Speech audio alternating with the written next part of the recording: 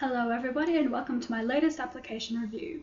Today we'll be exploring an app called ClefTutor, which is designed to help you learn to read music. If you're a little musically challenged like me, but you're looking to learn an instrument from home, then this app is a really great opportunity to get you started down that path of learning, understanding, and reading music. Begin by selecting a user or creating a new user so that the app can keep track of where you're up to and what your quiz scores are like. Once you've selected a user, you'll be taken to the home screen, which has 6 main buttons, but there are really only 3 functionalities of this application. There are the tutorials, the quizzes, and the statistics from those quizzes. If you already have some background in reading music, then you can probably just jump straight into the quizzes, but if you're just starting out, then they probably won't make much sense to you without reading the tutorials first. If we go into the tutorial section, we can see that this is one of the main drawbacks of the application. There are 17 different tutorials. They're all designed to be read directly one after the other. If we actually have a look at one of the tutorials, we can see that they're quite text heavy. There are some pictures, but they're not particularly interactive. They're just telling you about the notes and what they're for. If you want to make the text size bigger, up in the top right hand corner there are 2 A's. Click on the larger of those and it will increase the text size. But as you can see, it doesn't really make a big difference, which could be a problem for weaker eyes.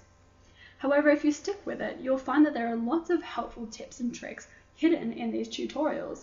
For example, in the treble clef tutorial, you'll see some really good information as you scroll down about remembering the note order, such as FACE, which spells face, as well as EGBDF, which can be remembered as every good boy does fine or every good boy deserves fruit.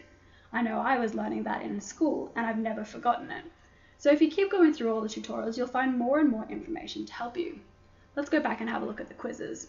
If you go to the home screen, you'll see 2 quizzes, the clef quizzes and the key quizzes. This is depending on what area of the tutorials you're up to, but let's start with the clef quizzes.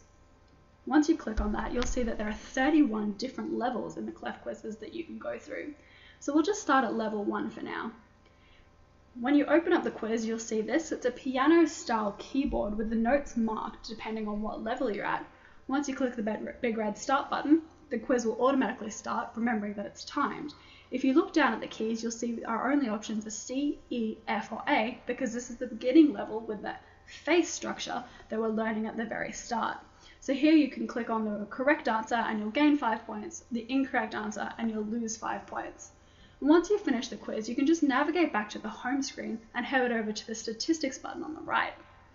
This will show you how many quizzes you've done, how many points you've earned from all of those quizzes, all those sort of interesting statistics. And if you scroll right down to the bottom, it will show you the individual stats of all of the quizzes that you've done individually, and you're able to email those to yourself if you so choose.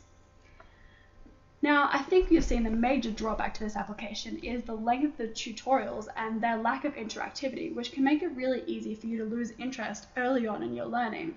And despite how that may sound, ClefTutor actually has a lot of interesting and increasingly challenging quiz levels to help you develop and refine your abilities with ongoing possibilities to test yourself.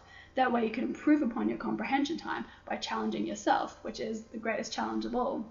Overall, I would say that it's well worth giving the app a try and covering all of the fundamentals of music reading before you try anything more advanced.